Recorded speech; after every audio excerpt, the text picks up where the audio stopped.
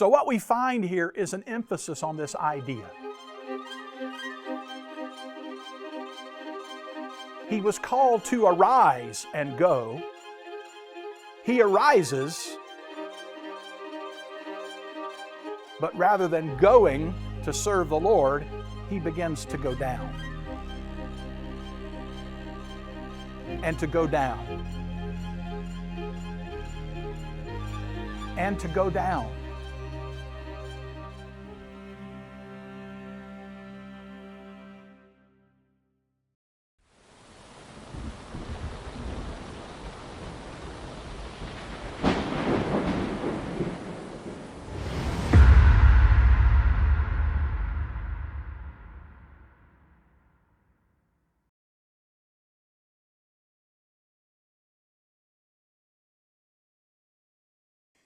Welcome back to the podcast on the book of Jonah. In our last episode, we looked at some background material to help us better understand the prophet's message, some of the unique elements of the book itself, and some of the challenges that we face as we enter into study of the book of Jonah. In this episode, we want to begin looking at the text itself, doing what we call exegesis, reading out of the text the message that the original author encoded. We believe that author to be Jonah, and we believe he wrote this book in the 8th century.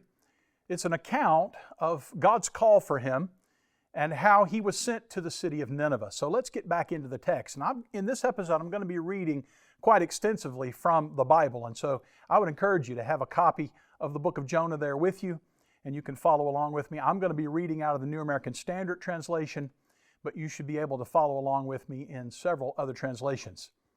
So going back to the beginning of chapter 1, you might remember from the last episode, verse 1 is called the superscription in the study of the prophets. And we find superscriptions in all of the prophetic literature. Typically, we find 3 pieces of information in the superscription. We find the name of the prophet, something about his family, typically his father's name, and then usually we find the mention of kings under whose reign his ministry was executed. In this case, we have a slight difference. We do have Jonah, the son of Amittai, but rather than the name of a king, we have the name of the great city Nineveh in the Assyrian territory. And so that immediately clues us in to something different. There's something going on here. God has a message for the Assyrians, for the residents of Nineveh. And He's calling this prophet, and you'll recall in the last episode, we went to 2 Kings, and noted that Jonah, in fact, was a prophet who was serving, at least for part of his time, under Jeroboam II in the northern kingdom of Israel. And so we have a context here where we can see something that fits with all of the prophetic literature, and that is that God is delivering a message through His messenger. We find a common phrase in the prophetic literature that indicates this. Often the prophet will say, "Thus says the Lord," as he introduces his message. We don't find that phrase necessarily in the book of Jonah, and the reason, of course, as we talked about in the introductory session, is that this book is a narrative. It's not a collection of oracles. We only have a very brief statement that Jonah makes on behalf of the Lord. But the same idea applies. Jonah as a prophet is a messenger of God. He is not speaking in his own authority, but rather he is being sent as an emissary of the God of Israel. But even beyond that, it's more than just the God of Israel we're dealing with here. In fact, the God of Israel is the divine creator and king of all nations. And so Nineveh, whether they understand it or not, polytheistic as they are, worshiping many gods, they are under the authority and sovereignty of Yahweh, the God of Israel, the creator and king of the universe. And so Jonah is called to deliver a message here as we begin the book. If you'll follow along with me, we'll read several verses and then come back and note what the plot or storyline of this narrative is. Beginning again in verse 1, the word of the Lord came to Jonah, the son of Amittai, saying, "Arise, go to Nineveh, the great city, and cry against it, for their wickedness has come up before me." But Jonah rose up to flee to Tarshish from the presence of the Lord. So he went down to Joppa, found a ship which was going to Tarshish, paid the fare, and went down into it to go with them to Tarshish from the presence of the Lord. The Lord hurled a great wind on the sea, and there was a great storm on the sea, so that the ship was about to break up. Then the sailors became afraid, and every man cried to his God. And they threw the cargo which was in the ship into the sea to lighten it for them. But Jonah had gone below into the hold of the ship, lain down, and fallen sound asleep. So the captain approached him and said, "How is it that you were sleeping? Get up, call on your God. Perhaps your God will be concerned about us so that we will not perish." Several interesting features of these introductory verses, what we might call Jonah's call in verses 1 through 6. The word of the Lord comes to Jonah, and the word is, "Arise, go to the great city Nineveh, because its wickedness has come up before me."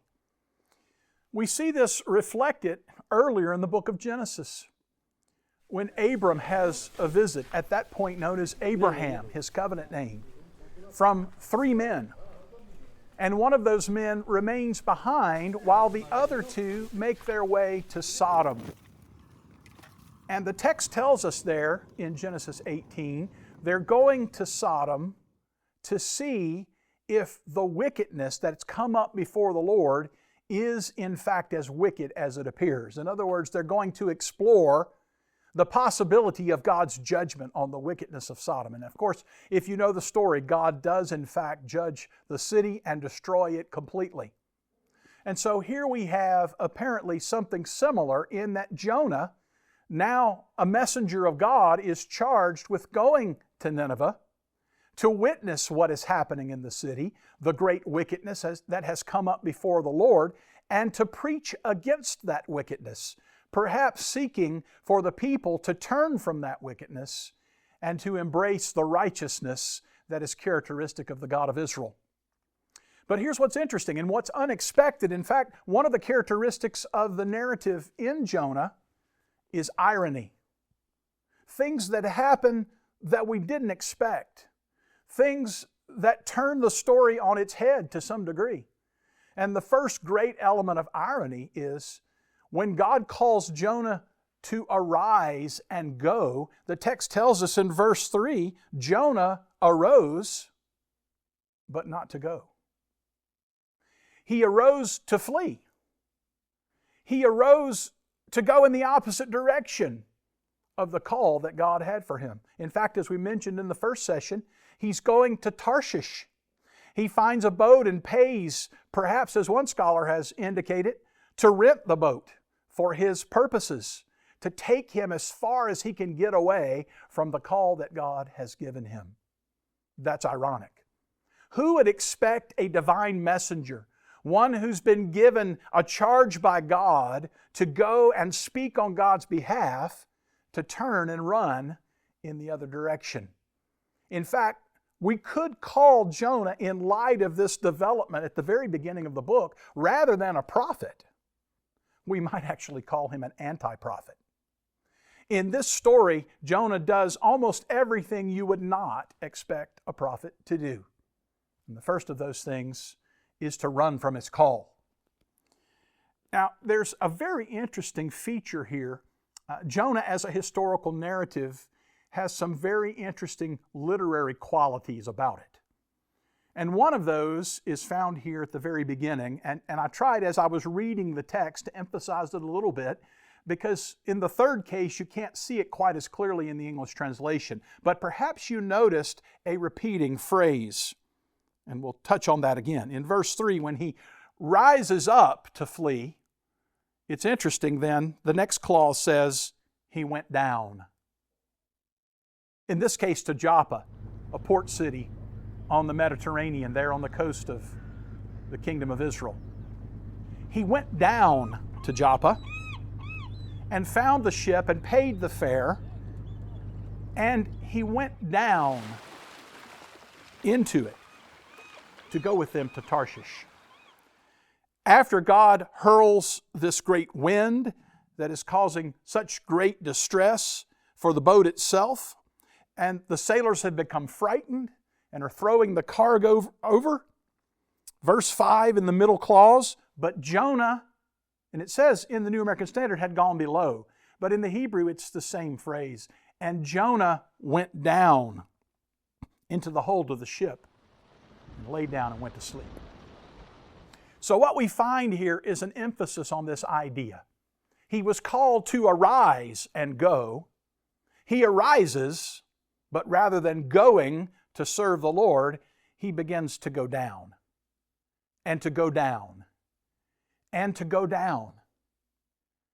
And so we're going to call this theme in the book the descent of Jonah.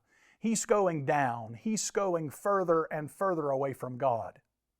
Now, what's interesting about that is in the second chapter, we find out just how far down he goes. We'll come back in another episode and deal with chapter 2 fully, but just to note here in this prayer, in this song that Jonah composes in the belly of the fish, he talks about how far down he went. He said in verse 2 of chapter 2, I called out of my distress to the Lord, and He answered me. I cried for help from the depth of Sheol. He says he went down to the grave. That's how far his descent in rebellion against God led. Notice verse 3. You had cast me into the deep. The idea of these primeval waters, this great sea where chaos is so prevalent. He says a little further in verse 5, the great deep engulfed me. Verse 6, I descended to the roots of the mountains. Jonah went all the way down to the bottom of the sea in his rebellion. Not where he thought he was going away from the Lord as he fled, but where in God's sovereignty he found himself. And so this is a major theme of the anti-prophet who has rejected the message of God and turned from Him, and now he's just going down and going down and going down and going down, and perhaps even to the point of death. Perhaps, in light of the language used in chapter 2, Jonah drowned, and God appointed a fish to scoop him up from the bottom of the sea and bring him back to life. We'll deal with that full idea a little bit later on. But back here in chapter 1, the captain of the ship comes to Jonah. Notice the sailors have become greatly afraid, and here's another interesting phrase or choice of words, because God has hurled a great wind on the sea. And the ship now is in duress, and it's about to break up. The sailors are afraid. They begin thinking, what can we do to save the ship? And someone says, hey, let's throw the cargo overboard, and perhaps then the ship will be a little lighter and we'll be able to sustain in this great storm, this great wind, this great tempest that's come against us. Immediately they begin to call out to their gods. Now, of course, we understand these are pagan sailors. The story, of course, is about the pagan city of Nineveh. But it's interesting in this first chapter that pagan sailors were not given any sense of their nationality. But pagan sailors are the ones who were transporting Jonah.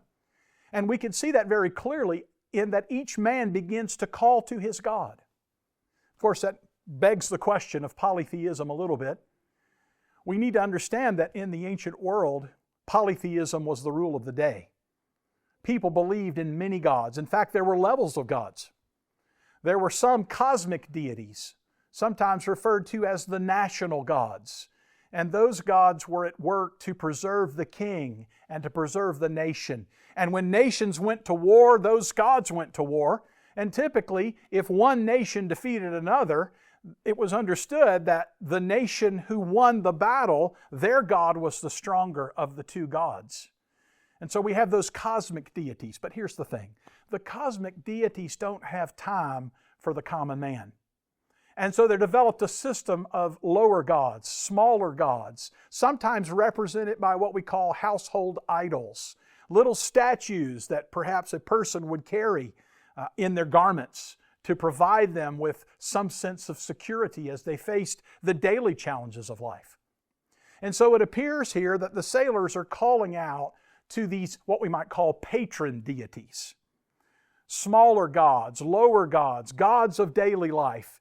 And what they're hoping is that, first of all, the patron deities are willing to represent them before the cosmic deities. Only the cosmic deity would have the power to bring this great storm against the ship.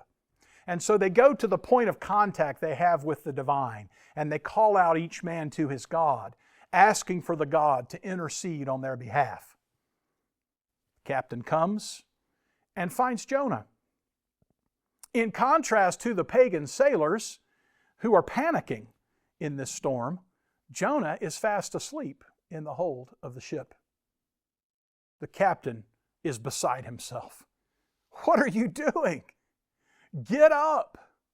Call on your God. Perhaps your God will take note of our plight and help us. And so we see the fullness of this polytheistic world coming to bear on the text. Let's notice another element of the ancient world, cultural. It's important for understanding the narrative here. Read with me beginning in verse 7. Each man said to his mate, "Come, let us cast lots, so that we may learn on whose account this calamity has struck us." So they cast lots, and the lot fell on Jonah. Then they said to him, "Tell us now, on whose account has this calamity struck us? What is your occupation? And where do you come from? What is your country? From what people are you?" He said to them, "I am a Hebrew, and I fear the Lord God of heaven, who made the sea and the dry land." Very interesting. As the sailors are now contemplating what is going on, they begin to realize, no doubt, one of the cosmic deities is bringing this great tempest against the ship, which would indicate someone on the ship has been in some way offensive to this God. Now, one of the differences in our understanding of the polytheistic gods, the pagan gods of the ancient Near East, and the God of Israel, is those pagan gods are what we might call capricious. They don't have any rhyme or reason many times for the judgment they bring on humans. It could be something as simple as the human did something that they didn't like, and so they brought against that human some type or form of judgment. And so the sailors, it begins to dawn on them, something is happening here, and we're calling out to our patron deities, hoping they can make an impact. But what we probably need to do is figure out who has brought this storm against us. They choose to use a method that is very foreign to us, but very common in the ancient Near East, and that's the casting of lots.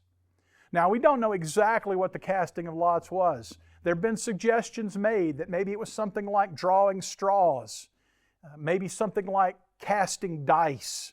But in some way, the casting of lots could make an indication of a message or perhaps an idea or maybe even the will of the God that was being consulted. And so they say, you know what, we've got to figure out who's brought this calamity on us. Let's cast lots. Now, many times in reading this text, we might assume in the casting of the lot, where it says here in verse 7 at the end that the lot fell on Jonah, that somehow the lot was pointing to him as the one responsible for the situation. That may not be, in fact, the way the pagan sailors would have understood it. Perhaps in the lot falling to Jonah, he was now, in a sense, volunteered to be the first person to give his case, to explain his situation, and perhaps to make an excuse for why he certainly couldn't be the one that the God now had targeted. And so they say, in support of that idea, they say to him, "Tell us now." In other words, they don't immediately assume he is the offending party. They just say, "Give us your account. Tell us now, on whose account has this calamity struck us? We want to know what your job is. We want to know where you come from, your country, your people." It's very instructive in verse 9 to notice Jonah's response. In fact, in this case, Jonah redeems himself a little bit as the prophet of Yahweh. He doesn't deny in any way his background or setting here. He doesn't make excuses. He tells the truth. I am a Hebrew, and I fear the Lord God of heaven who made the sea and the dry land. This is a reference back to the creation narrative. In fact, the use of Yahweh Elohim here very much is reminiscent of Genesis chapter 2 and the chapters that follow. In chapter 1, it's Elohim that creates everything, but it's Yahweh Elohim who creates humans and forms them and plants a garden and sets them in the garden and gives them the purpose of serving Him there. And so it's interesting. Jonah immediately notes his ethnic background. He's a Hebrew. But more importantly, he indicates, in fact, that he serves a cosmic deity, one who has power over creation. In fact, you'll see here that he is the one, the Yahweh, this God he serves is the one who made the sea and the dry land. A clear reference to Genesis chapter 1 in the creation account. And so this is an important element of Jonah's self-identity. He's not just serving any God. He's serving the one true God. Verse 10, you'll notice the reaction of these pagan sailors. The men became extremely frightened, and they said to him, "How could you do this?" For the men knew that he was fleeing from the presence of the Lord because he had told them. Apparently, he had already told them what his mission was when he hired the ship. But now that they know it's a cosmic deity, one who has this kind of power, they say, how in the world could you put us in this situation? Let's just stop for a moment and think about Jonah. Has it even entered his mind the outcome for these pagan sailors? And the sad news is he does not seem to have taken into account their well-being in any way. And so now they say, "What should we do to you that the sea may become calm for us? You're the problem. We've got to do something about it."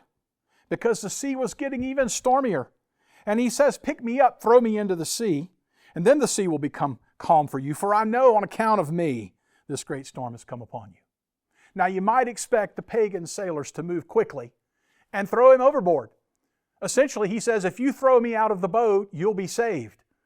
But there's a bit of a complication here. If they put him to death in this manner, perhaps the cosmic deity will hold them accountable for putting to death one of his servants. And so they're hesitant. And so another irony takes place. Pagan sailors are more pious than the prophet of Israel. They want to do what's right. They don't want to throw Jonah over. And so they rowed desperately to try to save him. But eventually they can't do it. And so notice verse 14. They called on the Lord. This is unanticipated by these pagan sailors. They pray to God, the God of Israel. "We earnestly pray, O Lord, do not let us perish on account of this man's life, and do not put innocent blood on us, for you, O Lord, have done as you please." In other words, we're going to do what Jonah said. We know the implications of that. We're praying for mercy. They picked up Jonah, they threw him into the sea, and immediately the sea stopped its raging.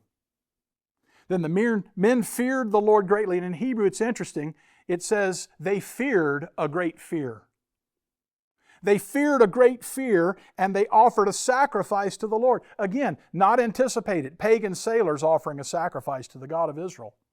And they made vows, perhaps indicating further sacrifices they would make in the future to commemorate this event. Finally, the Lord appointed a great fish to swallow Jonah. Jonah was in the stomach of the fish 3 days and 3 nights. And so the irony here is that God's prophet has fled from His presence. He's refused to take the assignment. He's put in jeopardy the lives of many pagan sailors. And yet in their piety, they have sought to save him. Unfortunately, unable to do so, they throw him in the sea, essentially into the hands of God. And now we see the sovereignty of God. He appoints this fish to do His bidding. Just one final comment in this segment. We'll explore it a little further. But it seems interesting to me that the pagan prophets that we see in the ancient world that would deliver messages on behalf of their gods were never put in a situation like this, where a prophet from Israel has now disobeyed his God, whereas a fish, an unthinking mammal perhaps, has obeyed God and done His will. And so we see a contrast between Jonah and the fish. He appoints Jonah to do His will. Jonah refuses. He appoints the fish, who very quickly follows the will of God.